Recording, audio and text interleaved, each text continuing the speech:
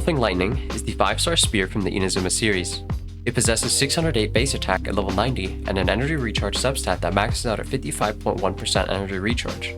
It also has a passive which increases a character's attack percentage based on their energy recharge above 100%. Additionally, it provides a 30% energy recharge bonus after casting your elemental burst. Engulfing Lightning is not an extremely versatile weapon. However, there are characters like Xiangling and Raiden who benefit from the additional energy recharge to attack conversion. To put it simply, Engulfing Lightning makes characters that prioritize high energy recharge stats lose less damage. However, on characters who don't need significant amounts of energy recharge, such as Rosario or Zhao, Engulfing Lightning will perform much worse than their best 5-star options and is even comparable to their 4-star options. As for the other 4-star weapons on the banner, they're a mixed bag. The Favonius Lance is a decent weapon for Xiangling and can be good for players who are planning to use her as an enabler for Ganyu, or who need the additional energy recharge and generation. The Widsith is a good choice for DPS Catalyst users due to its strong passive and crit substat, while the Lion's Roar and Sacrificial Bow are niche picks, but they work well for Keqing and Diana respectively. The Bell is just not a good weapon. Overall, this weapon banner is not exactly appealing. None of the 4-star weapons are must-pulls for the characters they work for, and the Unforged is a generally niche weapon. Guaranteeing Engulfing Lightning requires players to miss pulling it twice, then pulling another 5-star. It costs hundreds of US dollars or months of saving to get the 105 pulls for the average expected number of wishes to get a specific banner weapon. Before spending on this weapon banner, players should really consider if it's truly worth spending their primos instead of saving them for potentially better weapon or limited character banners. As for Engulfing Lightning itself, the value of it is directly tied to how much energy recharge a character wants to use, and as of current, there are only 2 polearm characters who want to run a significant amount of energy recharge, Xiangling and Raiden. On Xiangling, Engulfing Lightning will generally be outperformed by the Staff of Homa.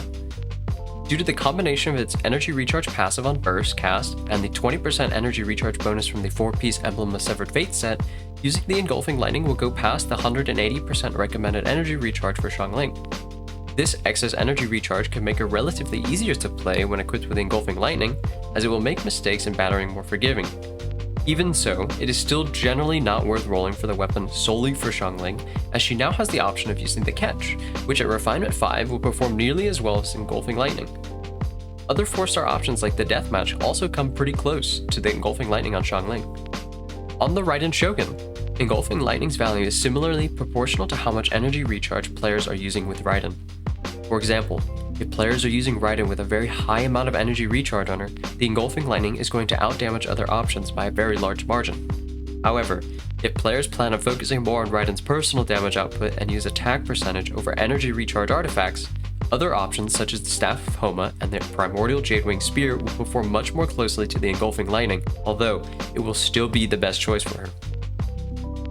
Engulfing Lightning is only indisputably the best choice for the Raiden Shogun. As such, it's generally not recommended to roll in this weapon banner, especially given that the Unforged is just not a good weapon.